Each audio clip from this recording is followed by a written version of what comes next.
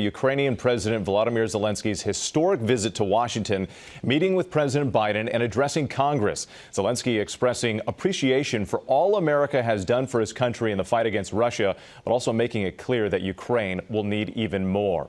Congressional correspondent Rachel Scott has the latest. Rachel, good morning. Hey, Whit, good morning. It was a direct and personal appeal. President Zelensky traveling from the front lines of the war in Ukraine right here to our nation's capital, telling lawmakers and the American people that their support is crucial to reach a turning point in the war. It was a historic and defiant wartime visit to Capitol Hill. President Volodymyr Zelensky, dressed in military fatigues, traveling to Washington with an urgent message. Russia could stop its aggression, really, if it wanted to, but you can speed up our victory. I know it. It's been 300 days since Russia invaded Ukraine. This was the first time Zelensky left the front lines. And while he thanked Americans for their support, thank you all, from everyone who is now at the front line. He made it clear Ukraine needs more aid and more weapons. We have artillery. Yes. Thank you. We have it. Is it enough? Honestly, not really. Zelensky warning if Russia is not stopped now, other allies could be under attack too. Your money is not charity.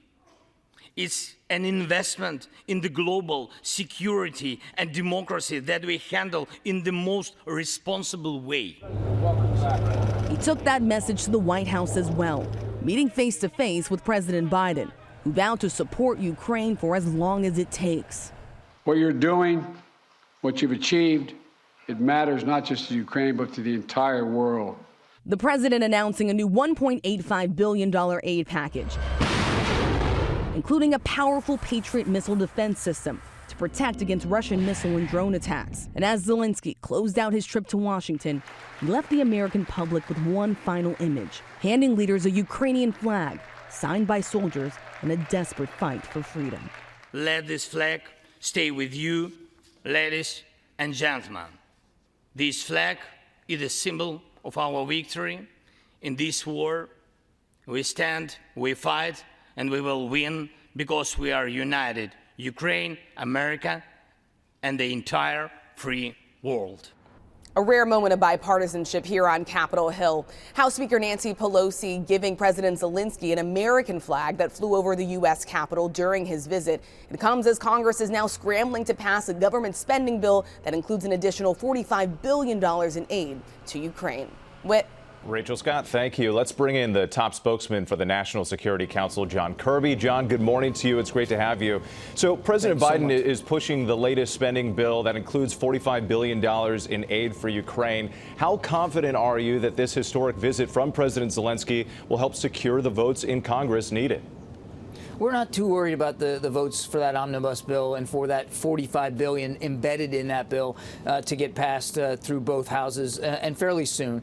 We obviously think that President Zelensky's visit will certainly help demonstrate the need for this support going forward. But quite frankly, we have seen an incredible amount of bipartisan support on Capitol Hill for supporting Ukraine. And this omnibus bill, which was in train now for several weeks, is just part of that.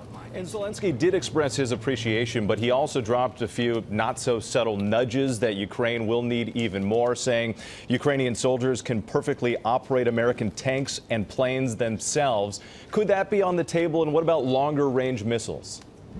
We're going to keep supporting Ukraine, as the president said, for as long as it takes, and we're doing that in lockstep with the Ukrainians. Every single day we're having conversations with them about their needs, the capabilities that are most important to them. Right now, the focus is very much on air defense. You saw the president announce a Patriot battery, which will soon be going to Ukraine. That will be a significant contribution to their air defense. I'm not going to get ahead of decisions that are still before us. It's important to keep that security assistance going.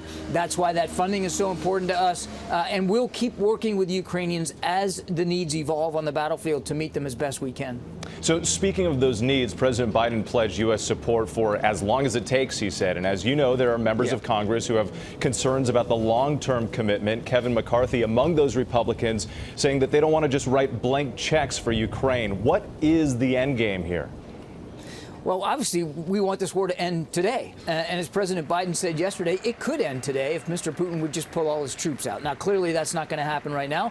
Putin is, in fact, showing quite the opposite indications that he is going to continue to prosecute this war and bring it home to the Ukrainian people specifically, because he's targeting critical infrastructure, turning out the lights, turning off the heat in the midst of winter. So what we've got to do is make sure we can help the Ukrainians succeed on the battlefield so that if and when, and only President Zelenskyy can determine this but if and when he's ready to sit down and talk to the Russians, he can do so from a position of strength, so he can succeed at that as he has succeeded on the battlefield. It's difficult in war to predict anything with any great specificity. Certainly we can't predict the end. We all want to see it end just as fast as possible. Yeah, certainly no end in sight at this point. John Kirby, our thanks to you this morning. We appreciate it.